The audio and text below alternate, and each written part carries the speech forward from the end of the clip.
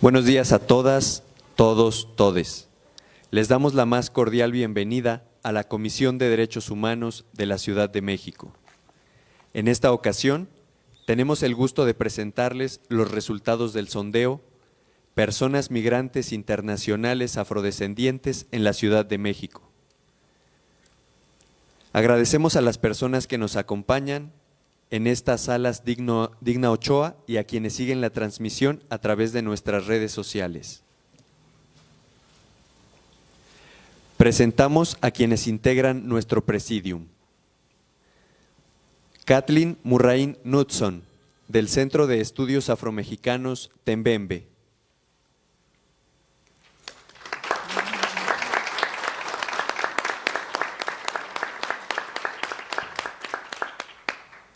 Temístocles Villanueva Ramos, Coordinador General de Atención a la Movilidad Humana del Gobierno de la Ciudad de México.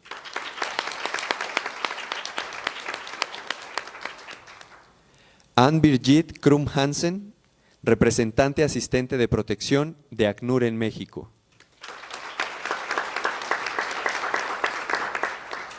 Yolice Quero, oficial nacional de protección en la Organización Internacional para las Migraciones. Nacheli Ramírez Hernández, presidenta de la Comisión de Derechos Humanos de la Ciudad de México.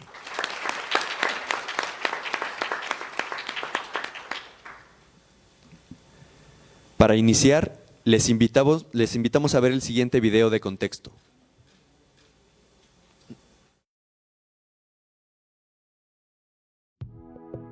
Hasta hace 10 años, la Ciudad de México era principalmente un lugar de tránsito de población migrante centroamericana que viajaba hacia Estados Unidos.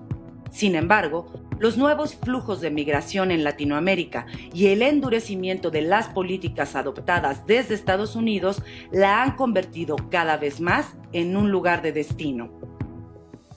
Además, se ha diversificado el origen de las personas migrantes. Particularmente aumentó la presencia de personas venezolanas y haitianas, e incluso de nacionalidades extracontinentales, sobre todo africanas. Es decir, la presencia de personas afrodescendientes en contextos de movilidad se ha incrementado, y si bien la migración ha detonado expresiones de xenofobia en la región, suele ser más hostil hacia las personas afrodescendientes que enfrentan discriminación racial estructural, mayor exclusión, violencia y criminalización en los países de tránsito y destino. Es así que las personas afrodescendientes en contexto de movilidad enfrentan una doble discriminación, derivada tanto de su origen étnico-racial como de su condición migratoria. Si bien no existe registro público sobre las personas migrantes que se autoadscriben como afrodescendientes, en la ciudad su presencia es cada vez más significativa, con la apertura de negocios de comida originaria de sus países, en el transporte, en los mercados o tianguis donde trabajan.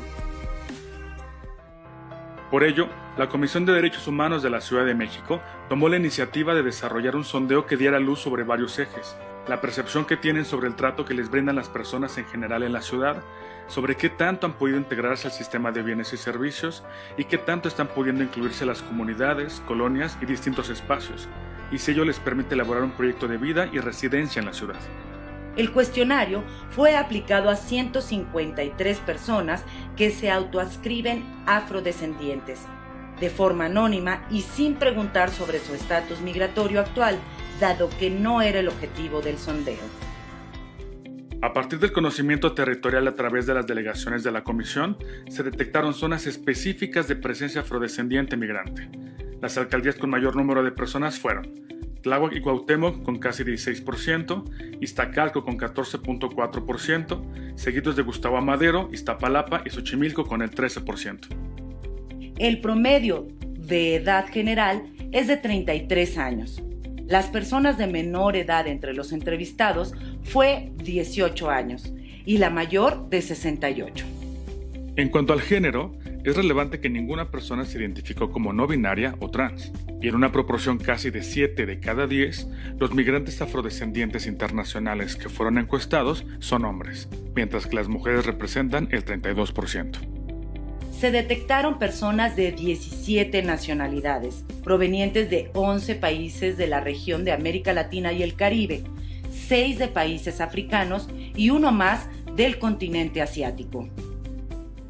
Este sondeo constituye un primer acercamiento para analizar la inclusión de las personas afrodescendientes en la Ciudad de México, para saber cuáles son los retos y oportunidades que plantea su presencia en un contexto urbano diverso y en constante transformación. Esto con el fin de construir una ciudad más incluyente y más respetuosa de la diversidad cultural.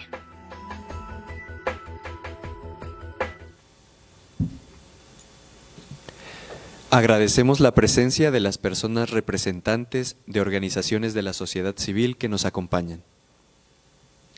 A continuación, la presidenta de la Comisión de Derechos Humanos de la Ciudad de México, Nacheli Ramírez Hernández, presentará los resultados del sondeo.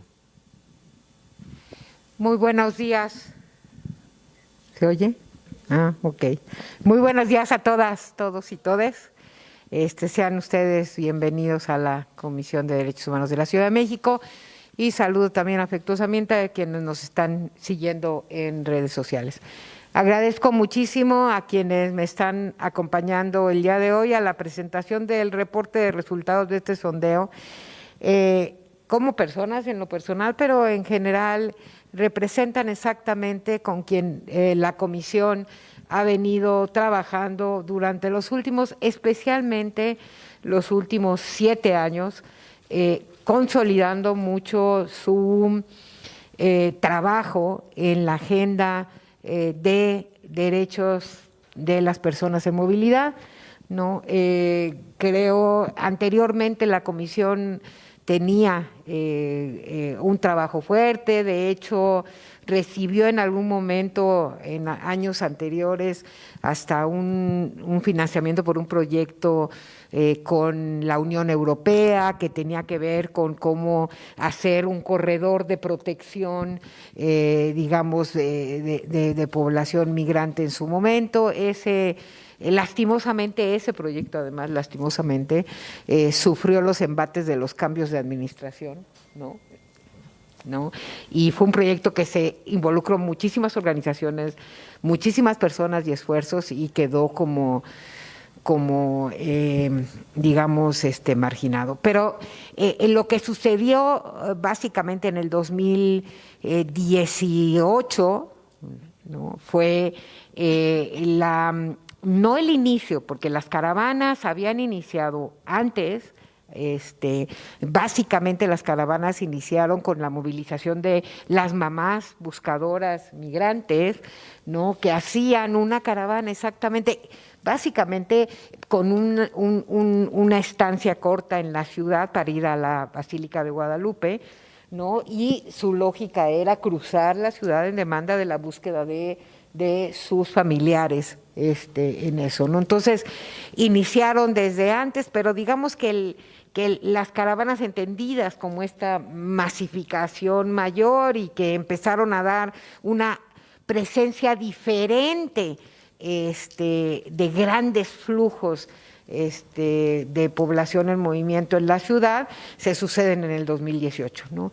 Y exactamente en el momento que se suceden, la agenda de la Comisión y la agenda migrante se coloca en un eje principal de su trabajo, que no lo hubiera tenido, pero sí con mucho énfasis en respuesta a algo que vamos a ver aquí, que es producto de este trabajo, ¿no? De esta modificación de los flujos, de la cantidad, del tipo de migración y entonces de la posición de la ciudad en esos términos, ¿no? Antes de esos años, pues tener un coordinador de movilidad como hoy tenemos en la ciudad, pues ni siquiera lo pensaban, ¿no? Y creo que pues eso también es un reflejo. Este trabajo, y quiero hacer el reconocimiento antes, porque luego cuando empiezo a hablar y termino las presentaciones se me olvida y luego digo no lo mencioné, ¿no? Y aquí sí hacer un cierre en términos de este trabajo representa mucho lo que es exactamente la agenda y cómo aborda la comisión la agenda de población en movilidad e inmigración. O sea, uno, no es de una sola área, ¿no? El propio trabajo involucró el área de agendas, el área de la Secretaría Ejecutiva donde tenemos el área de migración, el área naturalmente que hace la documentación que tiene que hacer, el área de nuestro legislativo y enlaces en las delegaciones, ¿no? Porque todo el trabajo de levantamiento pues lo hicieron los compañeros y las compañeras que están en estas alcaldías. De hecho, la primera aproximación para hacer el sondeo fue a partir de la información que tenemos de manera constante en alcaldías con nuestros compañeros y nuestras compañeras que están ahí en territorio, ¿no? Y no nada más eso, y entonces este trabajo y todo lo demás, igual que las otras agendas, ¿no? Y la propia presidencia, ¿por qué? Porque la agenda de movilidad, y así lo asumo, es una agenda que en lo personal me compromete y me llama, ¿no? Entonces, todas estas áreas, más que pensar, y eso sí se los quiero decir, durante estos 7 años, a partir de que exactamente el 2018 empezamos a trabajar como de manera muy fundamental, hubo 2 aspectos claves. Uno, el que hemos y seguimos trabajando con las organizaciones de la sociedad civil, a quienes aquí agradezco también que estén aquí presentes, pero no nada más es eso, agradezco la presencia siempre en las mesas, en la convocatoria y en el trabajo con la comisión, y que la mayoría de personas que trabajan en esta comisión, así como la mayoría de personas, buena parte de quienes trabajan en esta comisión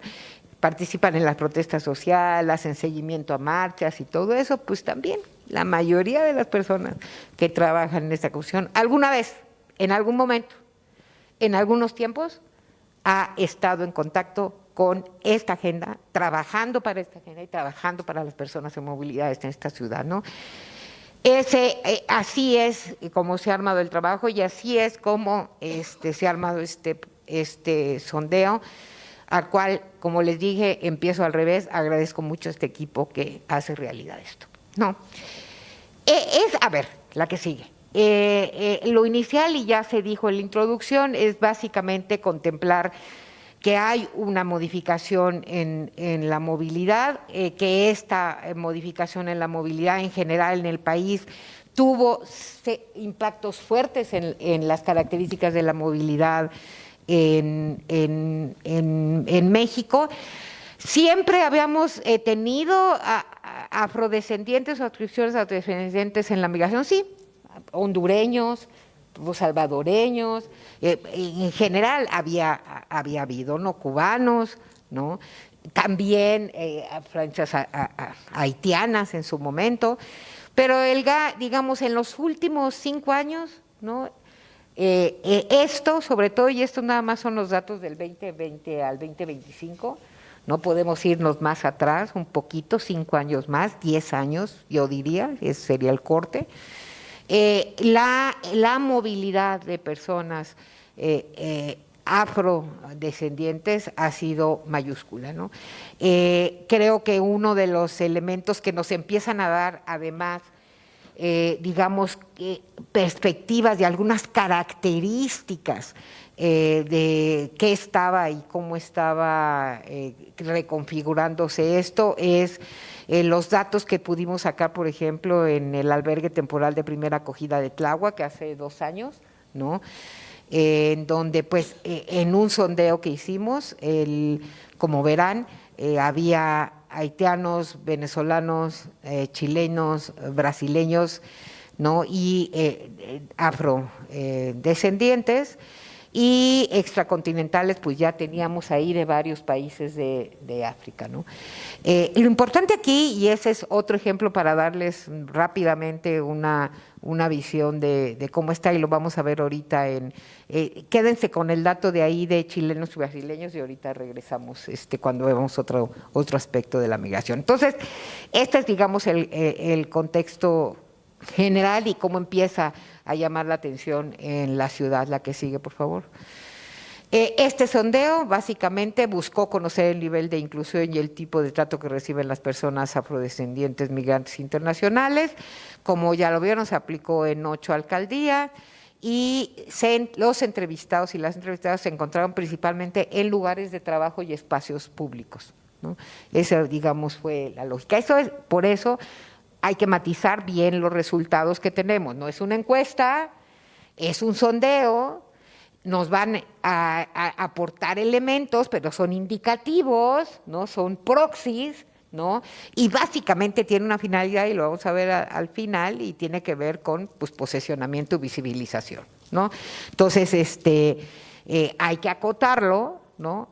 Porque básicamente pues fueron en los lugares de trabajo, y entonces el porcentaje que vamos a ver de gentes que trabajan es decir, quizá está sobre representado con relación a lo que verdaderamente está pasando en general, pero digamos, esas son, digamos, los matices y las acotaciones metodológicas que hay que hacer cuando hacemos una lectura de un trabajo así, con una apuesta metodológica pues humilde, ¿no? Pues porque no somos aquí los académicos del centro de investigaciones, sino que nosotros sacamos información para hacer incidencia y para apoyar los derechos humanos de las personas, ¿no? Entonces lo demás, pues que lo hagan quienes pueden hacerlo. La que sigue, por favor.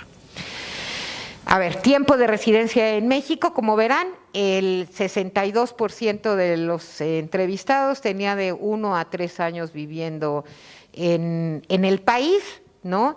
Y ya básicamente va variando, y esto nos va hablando de una suerte igual de un hecho claro, ¿no? Y es el 37% a 2/3 partes nos vamos a personas de 6 meses a 1 año y de 1 año a 2 años, es decir, menos de 2 años son el gran porcentaje, y eso habría que tomarlo con varias interpretaciones que vamos a dar, pero es importante señalar que la mayoría de los que estaban entrevistando, que estuvimos entrevistando, tenían menos, es decir, hasta 2 años de vivir en la ciudad, no que estuvieran en el país. Y esto de que no estuvieran en el país, y ¿se acuerdan que les dije que tomaran en cuenta esto de los chilenos y de los brasileños? Tiene que ver con eso. La mayoría de los que migran no tienen como destino final, ya ni siquiera ahorita pensar México, no tenían, son básicamente movimientos que han tenido diferentes momentos de tránsito. No es directo, ¿no? No es un vuelo directo, no es una caminata directa, ¿no? Es una caminata, digamos, podríamos decir, con escalas, ¿no? Y por eso, yo me acuerdo perfecto, hablando de los chilenos, en el albergue de Tláhuac, una niñita que se acercaba y presumía mucho que era chilena, ¿no? Y hasta sacaba el mapa y decía, y te voy a enseñar dónde está Chile, y decían, pues claro, pues su familia había salido de Haití, pero ya tenían 3 años, un poquito más, ¿no? 3 años de que habían estado en Chile, y ya de Chile, de Haití hasta acá, ya habían recorrido y ya se habían venido para acá, pasando por el Arel y por todo lo que eso ha implicado. Entonces hay que entender básicamente que lo mismo pasa aquí, o sea, van y vienen en estos ires y venires de la dinámica migratoria, pues llegaron, transitaron, no se quedaron en la ciudad, seguramente pasaron en algún momento, se fueron y luego regresaron del norte, ¿no? Entonces, es decir, tenemos que entender esto como estos flujos, que además los colocan con ciertas características en términos de la propia dinámica del arraigo, de dónde quieren estar y dónde pueden estar y dónde se ven obligados a estar, que esa es la otra cuestión que hoy juega muchísimo, ¿no? La siguiente, por favor. 4 de cada 10 personas viven solas, ¿no? 1/3 parte están con su familia, ¿no? Y el 17% comparte personas con otras personas migrantes, en donde predominan hombres, ¿no? Y el 8% vive con alguna pareja, menos del 1% tiene pareja mexicana, y el 8% tiene amistades en México. ¿sí? Estamos hablando de entrada en términos de quienes laboran, no de quienes están, de quienes laboran, de una fuerte componente masculino, al igual que lo planteó el por qué detectamos más hombres y por qué se levantó con más hombres, ¿no? Y se ve igual en dónde están viviendo, que ese es el evento fundamental para hablar de inclusión, no de integración, ¿no?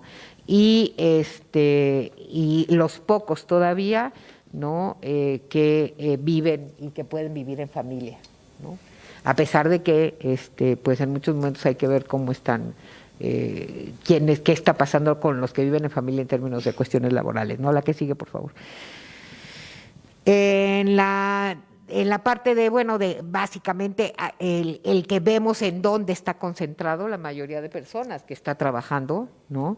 Está trabajando en cierto tipo de alcaldías, ¿no? Y hay alcaldías pues en donde no vamos a encontrar población migrante, ni en general, y en este caso población migrante afrodescendiente, ¿no? Y ya las mencionamos: Cuauhtémoc, Tláhuac, Iztacalco, Gustavo Amadero, Iztapalapa, Xochimilco, Venustiano Carranza y Azcapotzalco, los 4 primeros con alrededor del 15%, 14, 13% para arriba, la última representa el 6%, si mi memoria no me lo traiciona, pero si no, lean el reporte y dirán se equivocó. La que sigue. Discriminación, 4 de cada 10 personas perciben actos de distinción basados en su tonalidad de piel y que revela la presencia de prácticas discriminatorias en espacios de interacción cotidiana. Si analizamos esta pregunta por género, no vemos diferencia significativa. Alrededor del 37% por cada uno están diciéndonos que han sido discriminados. Si lo vemos en relación a la información que tenemos sobre discriminación por color de piel a nivel de México, es difícil compararlo con la encuesta de discriminación de la ciudad, porque la encuesta de discriminación de la ciudad tiene un defecto, y es que le pregunta a todo mundo qué población percibe que es más discriminada. Y en ese caso habla que el 58% de las personas que viven en la Ciudad de México consideran que las personas afro son una población altamente discriminada. Finalmente la coloca en los primeros 5 lugares de poblaciones discriminadas en la ciudad, pero se le están preguntando a todos, ¿no? Y en el caso de la ENADIS, la última ENADIS, que es la del 2020, ¿no? Que es nacional, se la pregunta a las personas autoadscritas como afrodescendientes. Y ahí el porcentaje es del 36% de esa población considera que es discriminada por su color de piel, ¿sí? Y entonces, ahí sí, si tomamos ese dato, el 40% que estamos detectando aquí es mayor al dato que tenemos en términos de que si son afros, pero no son migrantes, ¿no? Aquí tenemos el dato de que si eres afrodescendiente más migrantes, pues sí, eres más sujeto a procesos, o percibes que tienes y estás impactando por más procesos de discriminación. La que sigue, por favor. En los espacios, como ven, pues el 20% dice que se ha sentido discriminado en el trabajo, el 14% en la calle y el 7% en otros espacios. Naturalmente, en estos espacios estas discriminaciones entonces impactan sobre el derecho al empleo, al derecho a la movilidad y el derecho a acceso a servicios públicos, etcétera, etcétera, dependiendo de dónde está el proceso de discriminación, ¿no? La que sigue. En las formas en que se expresó la discriminación, el 30% habla de que es una discriminación con burlas, el otro porcentaje similar con insultos, el 18% le negaron el servicio como una forma de discriminación, y el 5% pues llegaron a agresiones físicas, ¿no? La que sigue, por favor. Es importante cruzar aquí 2 preguntas, porque Parece ser que es bajo, porque solamente nos dicen que el 40% percibe que es discriminado, pero ya cuando se habla de otras expresiones, ¿no? Hay contradicción entre lo que perciben que no, cuando les dices directamente, preguntas directamente si te discriminaron, y luego cuando te están expresando cuestiones que tienen que ver con discriminación, pero que no están metiendo en esa categoría, ¿no? Entonces, siempre pensemos bien, es decir, estamos hablando igual de tolerancias, de, digamos, de recepción de tratos crueles y negación de servicio con relación a eso. Por ejemplo, ellos no lo ligan muchas veces con discriminación, o el desfase entre la severidad, no, pues nada más me miró feo, ¿no? O me miró raro, ¿no? Y eso no lo considero como un elemento discriminatorio, y entonces lo valoro, después lo refiero, pero no lo valoro como un proceso de discriminación. Y por ejemplo, la propia negación de la información de servicios por autoprotección, ¿no? Finalmente también ahí juega como en estas categorías, ¿no? La que sigue, por favor. ¿Cuáles son lo más importante aquí? Es todo lo que tiene que ver con trabajo y inclusión social. 75% señala que tiene un empleo, ¿no? Como ven, eso implica para ellos amistad, vivienda, seguridad, etcétera, como puntos, elementos fundamentales, digamos, de las referencias. La que sigue, por favor, sus necesidades, ¿no? Y acá vamos un poco nada más para cerrar, como pasando de lo que es los procesos de integración, que tiene que ver con estas cuestiones que son de lo laboral, con lo que nosotros pensamos que tendríamos que seguir caminando, que son los procesos de inclusión de la población migrante, y que, bueno, un camino para la inclusión es la integración, pero no lo es todo, ¿no? La que sigue, por favor. En el sentido de pertenencia, hay exactamente entre los 6 meses y 2 años tienen mayor pertenencia. Si hay una gran apuesta en estas recientes migraciones que tienen menos tiempo en la ciudad por estar en la ciudad. Hay más trabajo en arraigo de los que tienen más tiempo, tanto en la ciudad como en el país, ¿no? Y eso creo que es un dato digamos, que hay que considerar en términos de políticas públicas. La que sigue, por favor. ¿No? Hay también muy ligado a esto, que tiene que ver con inclusión, no nada más con integración, es quienes tienen proyecto de vida establecido aquí, y exactamente la mayor parte está en este grupo de entre 6 meses y 2 años que están ahí. Ahí está la apuesta que hay que seguir. La que sigue, por favor, ¿no?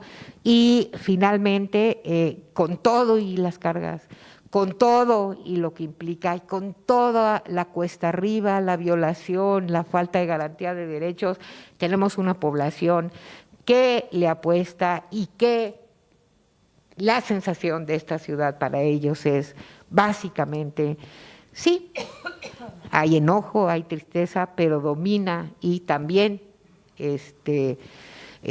aislamiento, pero lo que domina es la felicidad y la tranquilidad, y eso creo que es de considerarse exactamente para poder seguir avanzando en estas rutas. La que sigue, finalmente, el sondeo plantea algunas acciones para la integración. Como ven, la inclusión, la integración tiene que ver con la integración, pero va muchísimo más allá, ¿no? Y es, pues bueno, adecuar las políticas públicas, capacitar, trabajar sobre la pertenencia cultural, acompañar, vincular, regularizar, y en esto, naturalmente, todos los esquemas de integración, en donde la integración es la desaparición de la cultura, de las visiones y de la construcción cultural, familiar e histórica de las poblaciones, no nada más afro, sino todas las poblaciones migrantes que vienen en la ciudad, es contra sus derechos humanos y contra su dignidad. Esperamos que este trabajo sirva exactamente para seguir discutiendo, trabajando y haciendo políticas públicas adecuadas, exactamente para incluir a las personas afro en nuestra ciudad, en nuestro país y en el mundo.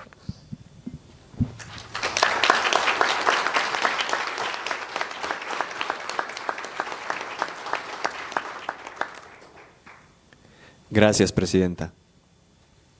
Ahora cedemos el uso de la voz a Temístocles Villanueva, Coordinador General de Atención a la Movilidad Humana del Gobierno de la Ciudad de México. Muy buenos días a todas, todos y todes.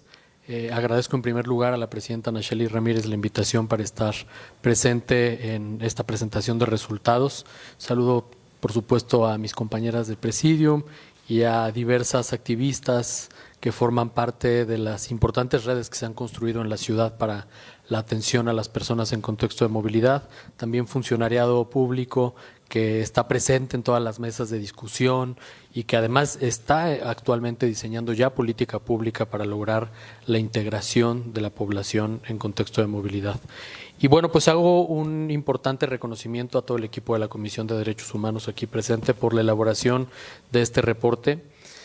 Quiero decirles que va a ser de enorme utilidad para el desarrollo del proyecto rumbo al 2030, el Plan General de Desarrollo de Gobierno de la ciudad que hemos estado ya discutiendo. Hemos tenido, de hecho, una mesa de diálogo con organizaciones de la sociedad civil y me da gusto saber que mucho de lo que ya estamos comenzando a construir se alinea a las necesidades que se revelan en este reporte. También creo que este reporte nos ayuda a derribar muchos de los mitos que se han construido en los últimos años en torno a la población en contexto de movilidad. Por ejemplo, que las personas únicamente están de paso por la Ciudad de México. La realidad que hemos encontrado en los últimos años es que la Ciudad de México ya también es una ciudad de destino y, por supuesto, de retorno para toda la población en contexto de movilidad. Así lo revela que la mayor cantidad de personas entrevistadas llevan residiendo en la Ciudad de México por lo menos un año. Y esto también habla de la necesidad de impulsar no solo políticas de inclusión, como lo ha dicho la Presidenta, sino políticas de inclusión pensadas a largo plazo hacia la integración local de toda esta población, sin perder, por supuesto, su identidad cultural, pero también generando un arraigo dentro de la Ciudad de México. Hay algunas anotaciones que me parece relevante hacer sobre los datos que precisa este reporte. El primero de ellos que me llama la atención es que la mayoría de la población que participó en el sondeo se encuentra en edad productiva. Y esto habla de lo importante que puede ser para la Ciudad de México la integración económica de toda esta población. Es decir, si no logramos como ciudad, pero también como gobierno a nivel federal, más rutas de regularización migratoria, no estamos aprovechando las capacidades que nos presenta la población que ya está viviendo en la Ciudad de México. Lo segundo que me llama la atención es que estamos hablando de poblaciones que tienen asentamientos en distintas zonas muy distintas de la ciudad. Es decir, hablamos de dos alcaldías donde están más presentes. La Cuauhtémoc, que representa la centralidad, pero también Tláhuac, que representa la periferia de la ciudad. Y esto habla de la importancia de salirnos de la centralidad en la atención a estas poblaciones, establecer más ferias de atención y de servicios en las periferias, acudir directamente a las colonias, a los barrios y a las zonas que son habitadas por estas poblaciones. Además, entendiendo que para cualquier persona que habitamos esta ciudad, poder pagar una renta, pagar una vivienda es un desafío, pero para una persona en contexto de movilidad es un desafío mucho mayor que debemos de empezar a visibilizar, sobre todo para evitar que el discurso xenofóbico impacte de forma negativa en la integración local de estas poblaciones. Y lo tercero es que la diferencia entre quienes han tenido una residencia corta y han tenido una residencia más larga en la ciudad arroja la necesidad de manera diferenciada y los retos de inclusión que tenemos con las distintas formas de estos flujos mixtos, ¿no? Tanto de personas que llegaron a nuestro país con la clara necesidad de solicitar refugio, pero quienes aquí llegaron esperando su cita de CBP One y ahora que ya no hay CBP One, pues se sienten atorados en nuestro país. La mayoría de ellos no tienen opción para regresar a su país de origen y entonces lo que les queda es buscar algún camino para integrarse a nuestra ciudad. Y por supuesto que hay todavía importantes decisiones que se deben de tomar desde el gobierno local y que son simples decisiones que revelan voluntad política para seguir fomentando esta inclusión social.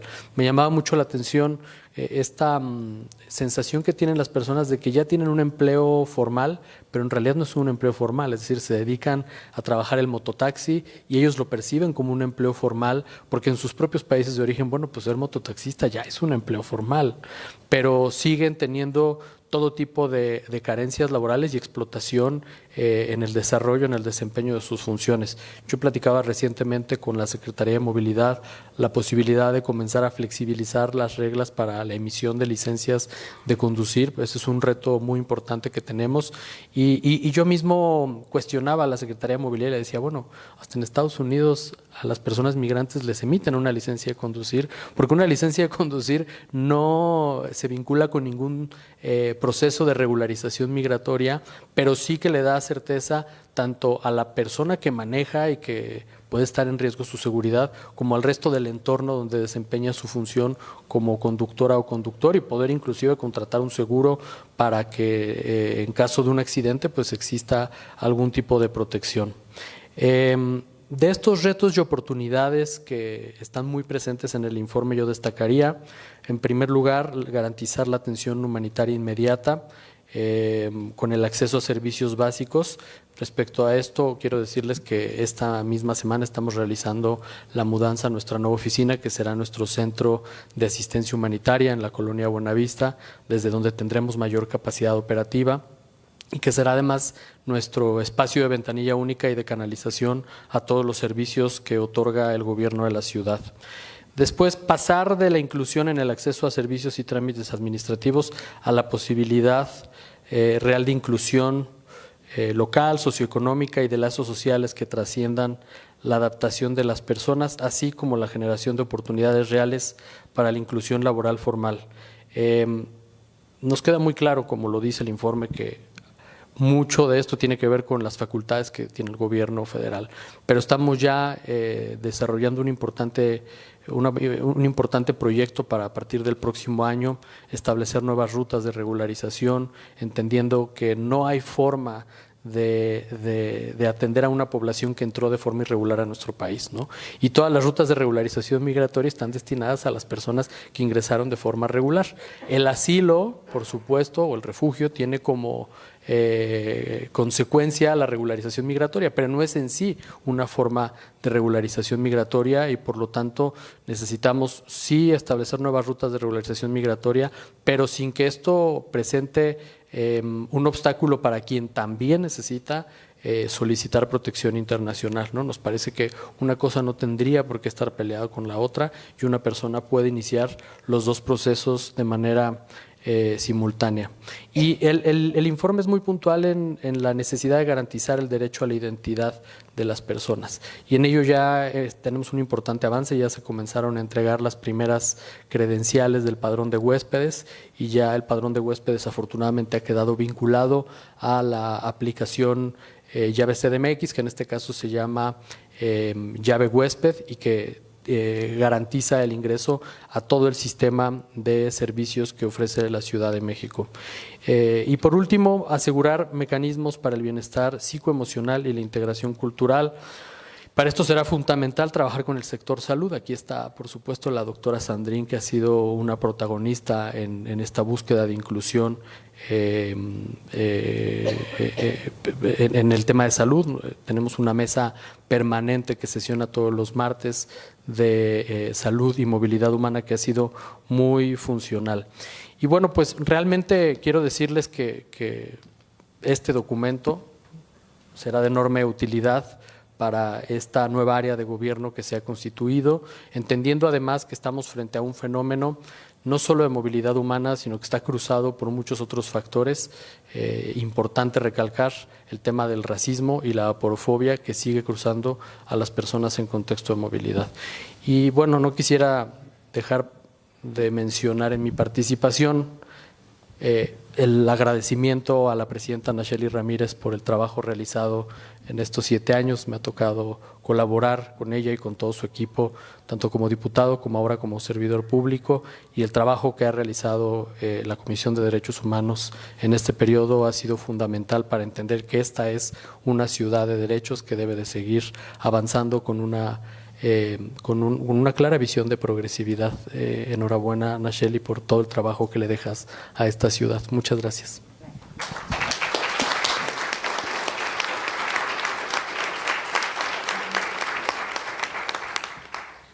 Muchas gracias.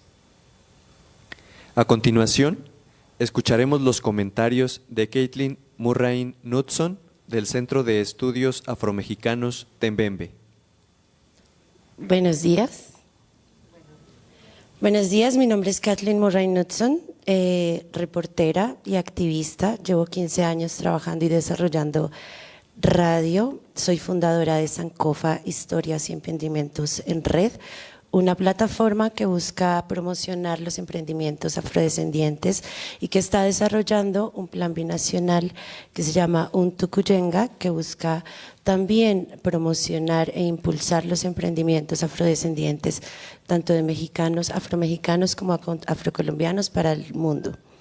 Resido hace 4 años en México, 3 de los cuales estoy trabajando en varias organizaciones. Actualmente soy desarrolladora de proyectos internacionales para el Centro de Estudios Afromexicanos Tembembe, pero también he podido participar y colaborar con varias organizaciones.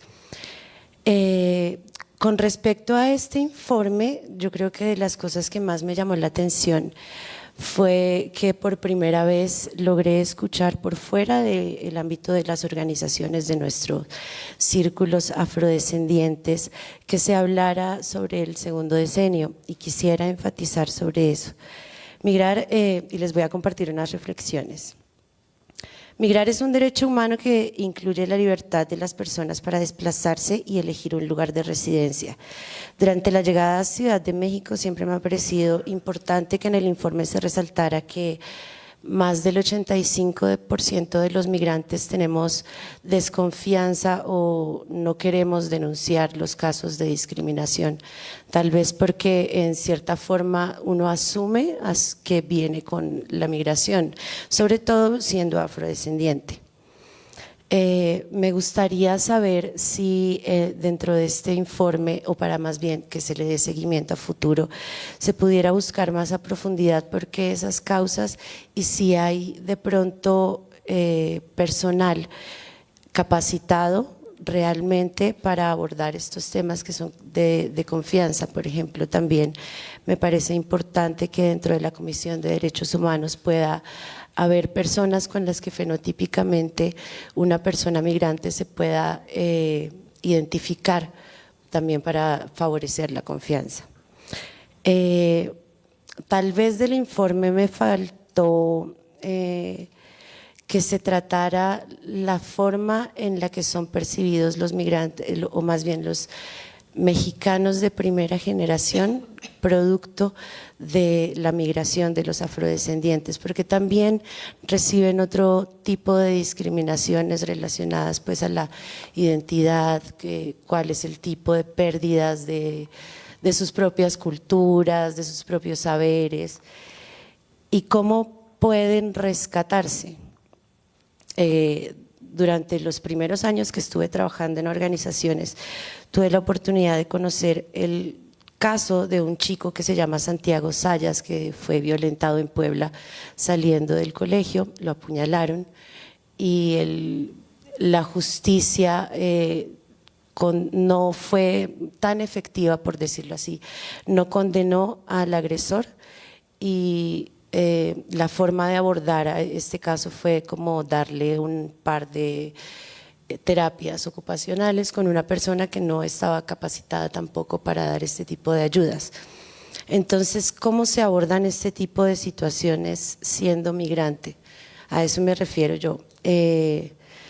La función del reporte tenía como sistematizar el resultado de los sondeos, pero ¿cuál es el fin? O más bien, ¿hacia qué año se le va a dar seguimiento?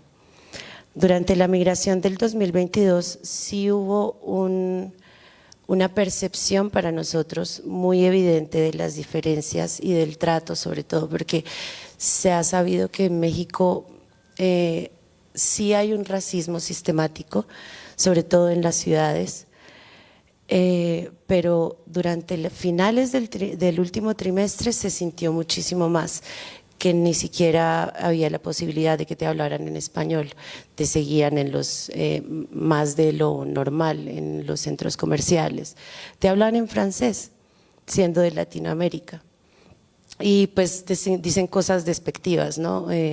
Asumiendo que uno no los puede entender, al mismo tiempo que dicen, pero México no puede ser racista porque en México no hay negros. Entonces ahí viene la otra parte, cómo se integra la población afromexicana que también sufre problemas de discriminación dentro de su propio país, y cómo abordarlos, protegerlos y poder también darle una seguridad a la población migrante, que estamos en condiciones seguras, que podemos denunciar y que nuestros derechos no van a ser vulnerados cuando desde tal vez no la migración irregular, que es la gente que atraviesa la selva, sino podemos experimentar violencia desde el mismo aeropuerto. Porque también dentro de los casos que hemos podido ver es que hay muchísima discriminación desde el aeropuerto, sobre todo para los colombianos, pero si somos afrocolombianos, pues hay una gran tasa, una altísima tasa de gente que devuelven 1, 2, 3 veces. Y cuando logran entrar, pues ya viene el tema no solamente de económico, de haber perdido pues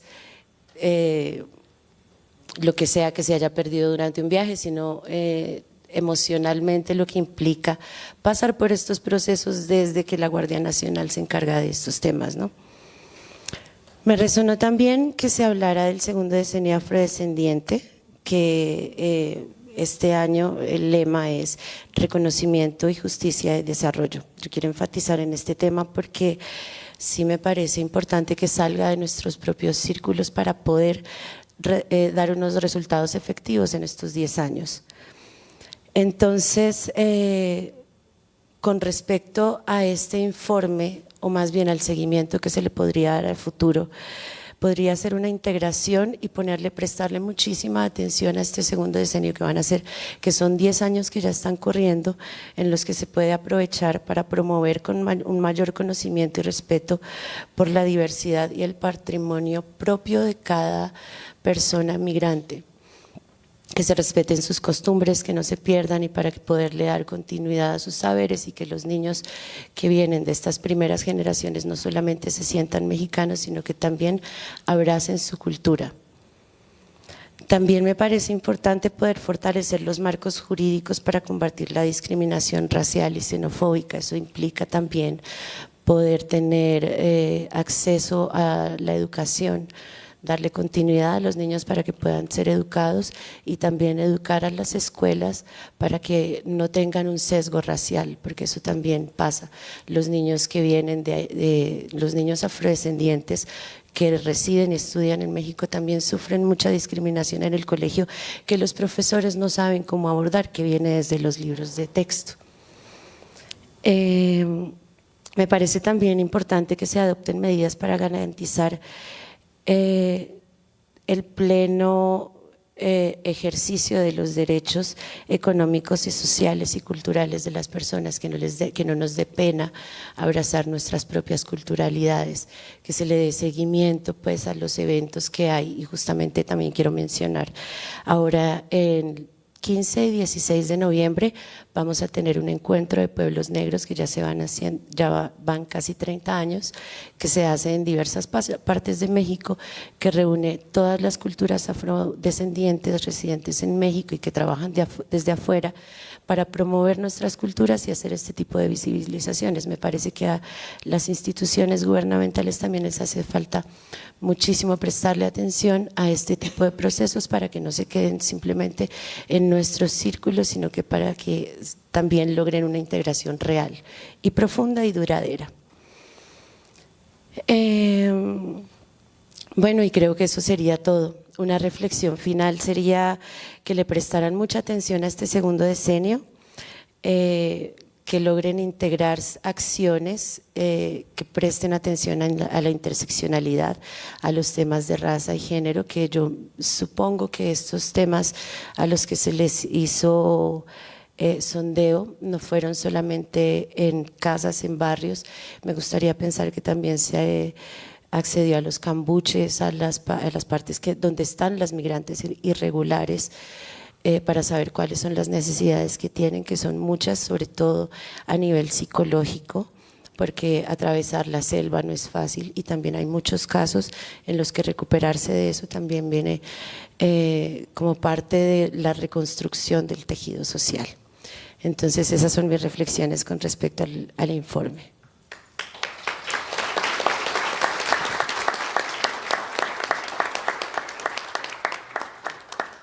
Muchas gracias por su mensaje.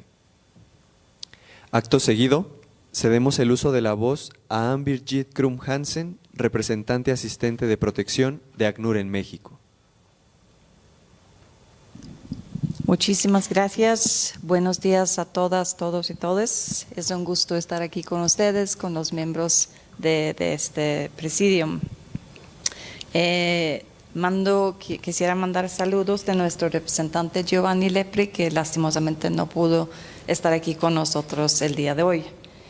Y quisiera felicitar a la Comisión de Derechos Humanos de la Ciudad de México por la elaboración de este informe, que llega en un momento clave para la Ciudad de México, que se ha convertido en un lugar de, como mencionado aquí, de destino para personas refugiadas y migrantes.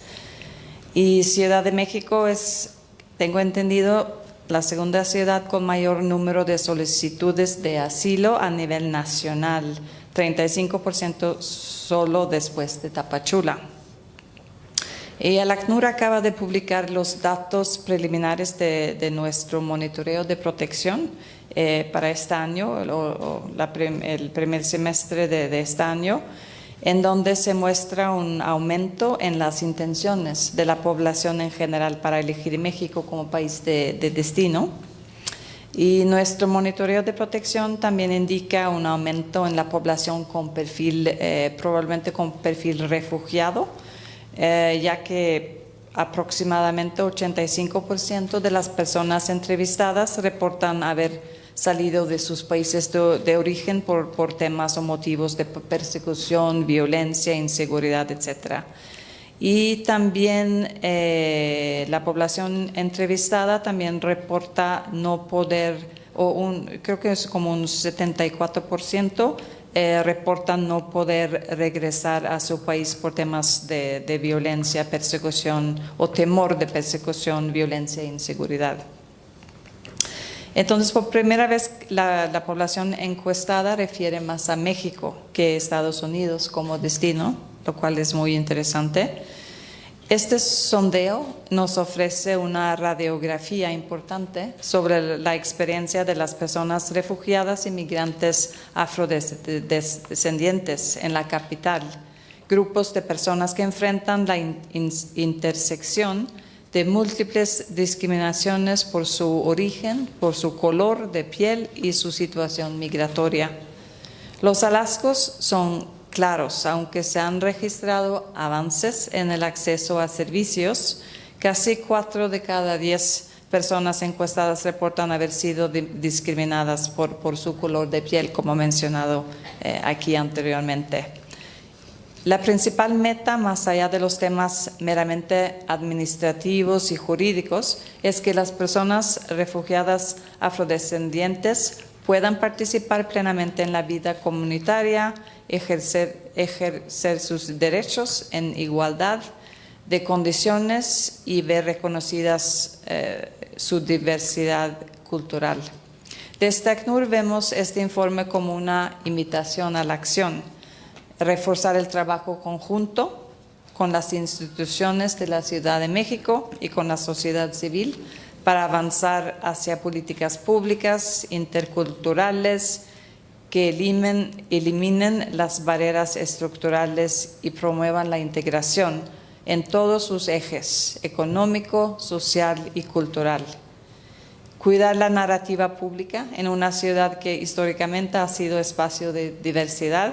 Es fundamental visibilizar los aportes de la población afrodescendientes y rechazar toda forma de racismo y xenofobia. La visibilidad de esta población permite articular incidencia en políticas locales, inclusión y reforzar la narrativa de diversidad cultural como aporte y no como amenaza. Quisiera subrayar que los compromisos asumidos en el marco del segundo decenio internacional de las personas afrodescendientes y del Pacto Mundial sobre los Refugiados encuentran aquí un contexto importante y son una oportunidad para que la Ciudad de México siga siendo referente en inclusión y solidaridad, demostrando que la diversidad enriquece y fortalece. El sondeo constituye un primer insumo valioso para diseñar políticas interculturales en la Ciudad de México, pero deja claro que la inclusión de las personas refugiadas y migrantes afrodescendientes requiere políticas públicas robustas, basadas en evidencia, como su sondeo y con enfoque de derechos humanos. Para ACNUR es una oportunidad de incidencia en 3 ejes clave: protección contra discriminación, construcción de datos desagregados y promoción de inclusión urbana intercultural. Cuenten con el ACNUR para ir de la mano en esto. Muchísimas gracias.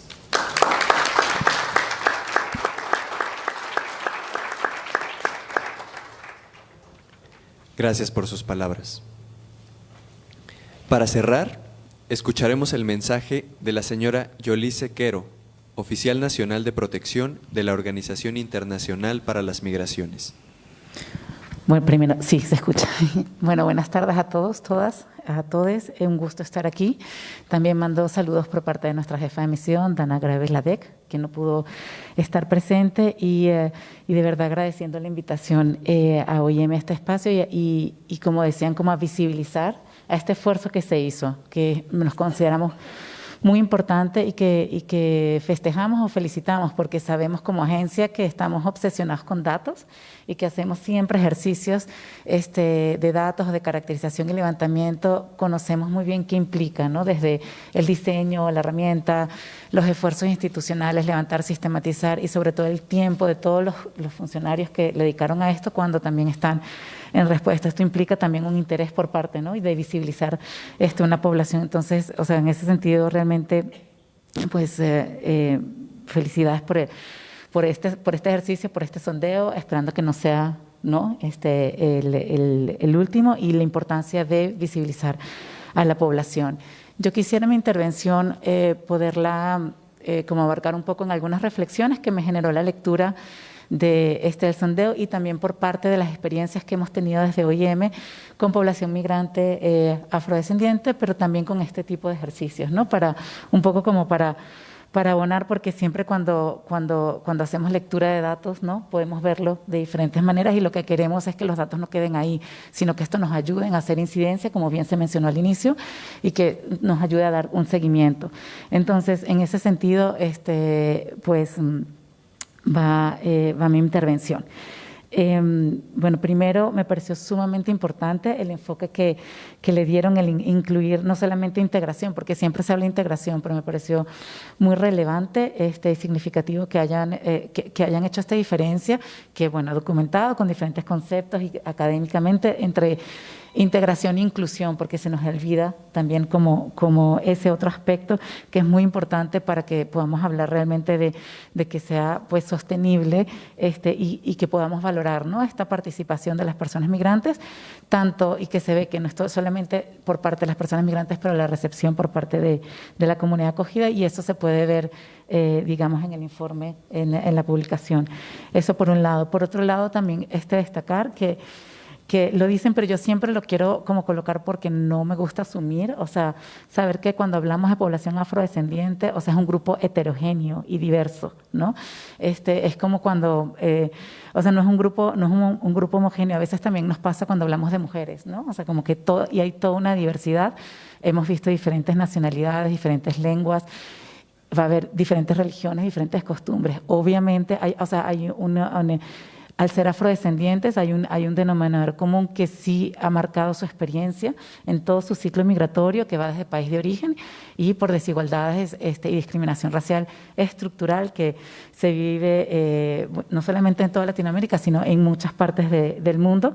Pero sí quiero rescatar esto, porque no es lo mismo cuando trabajamos de repente, ya sea con población haitiana o con población de Guinea-Bissau o de Senegal, o colombiana o cubana o venezolana que sea afrodescendiente, porque va a implicar enfoques distintos, la comunicación, cuando querramos llegar a la población, difundir información. Entonces, esto me parece como que no olvidarnos. Sé que las categorías son importantes para poder hacer análisis y entender, pero que no nos olvidemos que estamos hablando de un grupo heterogéneo, diverso, cultural, lingüísticamente, etcétera. Eso, por un lado. Algo que me llamó mucho la atención y que en la presentación hicieron también como la comparación y el análisis, era cuando se presenta la información del trato de manera diferenciada o de discriminación, que hablar del 39% y se divide entre un 68% hombres y 32% mujeres. Aquí también, cuando leamos, yo los invito, yo les invito a leer el estudio. La muestra mayoritariamente son hombres, entonces también es como poder ver, como decir, bueno, preguntarnos, sobre todo para saber cómo tenemos que trabajar con el enfoque, porque ¿qué pasa? ¿Dónde estaban las mujeres? De repente no están en esos espacios donde se levantó la información, no tienen tanta relación con las instituciones, o de repente si la población, y aquí estoy haciendo yo especulaciones, pero esto lo estoy basando en ejercicios y en cuestionamientos propios que nos hemos hecho en OIM cuando hemos realizado estos ejercicios. Es decir, bueno, si es población de repente haitiana, de repente hemos notado que el hombre es el que más activo es frente a las instituciones, frente a diligencias, y si queremos acceder a las mujeres haitianas tenemos que tener una estrategia distinta para acceder a información. Entonces, lo dejo porque pues ya después vimos también que, bueno, que si bien el índice de personas que reportaban haber sufrido algún tipo de acto, haber sido tratados de manera diferenciada era relativamente bajo, cuando veíamos con otros, cuando nos presentaron al inicio con otros datos veíamos que era como más alta. Y aquí yo quiero poner un ejemplo, porque de repente para un ejercicio futuro, y aprovechando también que está Sandrine de la Mesa de Salud y Educación, hablar un poco de lo que hemos observado en Tapachula, ¿no? Sobre todo con mujeres haitianas. Hemos visto que, sobre todo en el tema de salud sexual y reproductiva de mujeres afrodescendientes, el enfoque definitivamente diferencial, pero particular para mujeres haitianas. En Tapachula tenían esta negación de ir a servicios de salud del Estado, por experiencias, por malos tratos, por violencia. Incluso nos llegaron a reportar mujeres incidencias que se consideran violencia obstétrica, ¿no? Y entonces, estando en una situación, estando embarazadas o en situación de gravidez, con una situación particular, de salud, y aquí cuando hablo de vulnerabilidad no es porque sean mujeres o estén embarazadas, sino por todo el contexto que las pone en esa situación, más temas de nutrición, etcétera. Entonces, era como muy difícil, y volvemos como al punto que comentaban, cómo generar esa confianza, como ese trato, y era una respuesta de ese grupo poblacional de mujeres haitianas, ¿no? Entonces, muy importante poder identificar algunas prácticas institucionales de alguno de los sectores, para poder hacer como esta incidencia y poder realmente trabajar, ¿no?, el ejercicio de derechos de manera sustantiva y con este enfoque diferencial. Entonces, quería como algo muy importante, por ejemplo, que nosotros, y cuando hablabas también ahorita de las ferias, ¿no?, de poder hacer más ferias, de repente hacerlas en otros espacios, la importancia de conocer el tejido social de estas comunidades, o dónde se conectan, porque es donde damos la información, ¿no? También tanto ACNUR, OIM, hacemos diferentes ferias, en el caso de OIM, por ejemplo, de Identidad Legal y Protección Consular, y si hacemos un esfuerzo de llevar a consulados a ciertas ciudades, es decir, cómo conectamos con la comunidad, que no están albergues, porque de repente es muy fácil ir a un albergue y decir, bueno, di toda la información, pero ya no están en albergues, ya estamos hablando de otras fases de integración. Entonces, ¿cómo compartir? Y para eso necesitamos conocer a la población.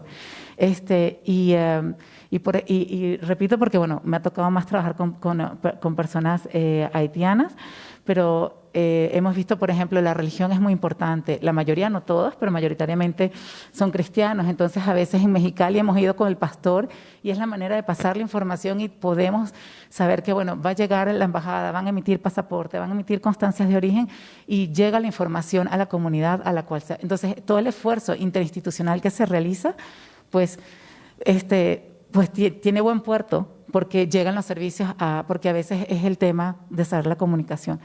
Eso por un lado. Y por otro lado, una experiencia también que comparto, importante saber esta parte como de red social, que más como va en el enfoque más de inclusión, que hacen referencia en el estudio por la necesidad de activar mecanismos de protección especializados.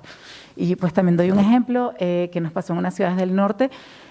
Se logró activar el mecanismo de búsqueda de personas y localizar a la persona, en este caso fue una persona haitiana, a través de las redes de la iglesia cristiana, ¿no? Y era justamente por el conocimiento de cómo pueden moverse esta población. Yo creo que esto es importante. El Ciudad de México tiene muchas oportunidades, buenas prácticas y también como desafíos y creo que tenemos que cada vez trabajar más o impulsar, ¿no?, el trabajo y desde la OIM pues apoyar obviamente autoridades de sociedad civil y academia en esta coordinación también con el Estado de México, porque sabemos eso no solamente pasa con personas migrantes extranjeras o con personas migrantes afrodescendientes, pero también migrantes nacionales y con los propios pues ciudadanos que por temas de renta, costo, entonces cada vez vemos la necesidad de coordinar más con Naucalpan, o sea, con ciertos municipios del Estado de México donde estamos viendo un incremento también de la población para que la protección sea integral, porque bueno, estamos en esta dinámica de movilidad todo el día entre el Estado y la ciudad.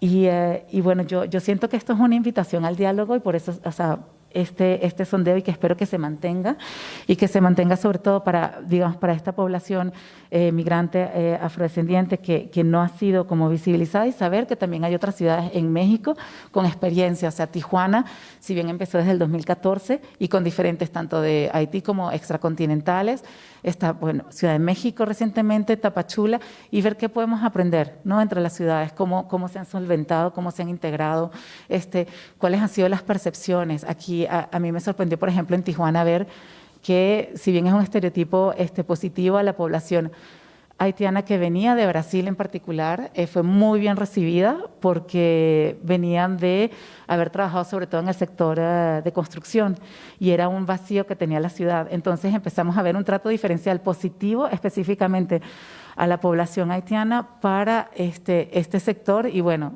ojo, o sea, con pinzas cuando digo, porque hay todo un tema de protección laboral y ciertos tipos de aspectos, pero ¿qué pasa? Que dentro de una población o familia también estamos viendo familias multinacionales. Y disculpen que como que mezcle, pero es que es importante cuando tenemos a las personas adelante, si tenemos una familia, que se dieron los ejemplos aquí, por eso lo traigo a colación, porque es muy común en poblaciones haitianas, pero también cada vez lo vemos más con colombianos, venezolanos y mexicanos, que pueden ser afrodescendientes o no, múltiples nacionalidades en una unidad familiar. Y eso implica también un enfoque distinto. Entonces, para que puedan acceder, digamos, no solamente al ejercicio de derechos, sino a la información, a las respuestas y hacer uso de los espacios públicos y de los espacios vivos también de la ciudad. Y para una última referencia respecto al sondeo, yo creo que es muy importante la correlación que hicieron entre la permanencia y la estancia frente como al sentimiento de pertenencia, ¿no? Y llama como mucho la atención que cuanto más tiempo, como que el sentido de pertenencia bajaba. Y entonces aquí es donde pues la reflexión una vez más que el derecho a migrar sea realmente un derecho, que sea una decisión, ¿no? Que no sea que una decisión forzada por situaciones de precariedad, situaciones de discriminación o de racismo o de exclusión, ¿no? Porque ya lo hemos visto también, algunas de las poblaciones que han llegado acá vienen de segundos movimientos migratorios, ¿no? Entonces, eso, colocarlo sobre la mesa y bueno, y ya para cerrar y ya más como en un plano, digamos, social, si se quiere, de lo que está viviendo la Ciudad de México, las narrativas y las historias son importantes. La Ciudad de México el año que viene va a recibir la FIFA, o sea, va a ser sede, y esto no lo digo, no es menor, porque nosotros somos el movimiento que va a tener, pero en el tema migratorio, pero creo que en el tema migratorio, y aquí compartirles como una experiencia, yo no sé si son fanáticos de fútbol o no, pero un poco para hacerles como la referencia, el año pasado fue la Copa Europa y ganó España. Y yo por primera vez vi en el equipo español, habían 2 jugadores vascos, sí, el Vasco es la región norte de España, y eran jugadores hijos o descendientes de personas de África, que no me recuerdo de los países, pero eran afrodescendientes, pero ellos ya eran la primera generación, y un poco para tocar el punto que mencionabas, eran la primera generación nacidos en España, vascos, hablaban euskera, y entonces era como, ¿hasta cuándo soy migrante? ¿No? ¿Cuándo me integro a este juego como en temas de identidades y la necesidad de poder acogerlas, pero además el impacto que tiene en la comunidad?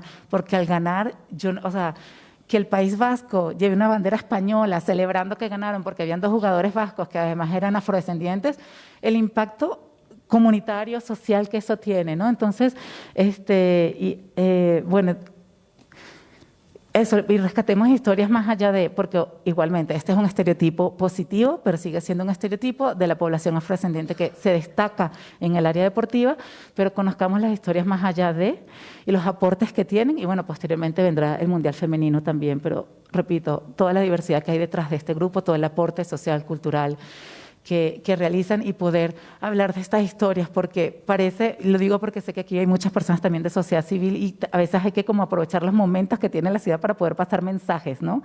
Que puedan llegar como tener un impacto desde el punto de vista social, porque yo recuerdo, ya es una experiencia como personal a nivel familiar, que en el colegio, cuando habían, hace varios años que México estaba participando en competencias internacionales de fútbol, en Ciudad de México, a los niños en el colegio les permitían llevar su camiseta o playera mexicana cuando jugaba la selección mexicana. Pero si jugaba la selección Argentina, Colombia, Venezuela, no se les dejaba llevar la camiseta. Y esto estamos hablando del sector educativo en Ciudad de México. Qué gran oportunidad de enseñarles a los niños, ¿no?, la diversidad, qué gran oportunidad en un salón de también enseñarles como la frustración de ganar o perder y de aceptar la diversidad. Entonces, bueno, el año que viene va a ser desafiante para todos en muchos sentidos, pero para los que trabajamos estos temas y queremos que se visibilice la diversidad diferentes, pues tenemos una oportunidad. Y bueno, muchísimas gracias.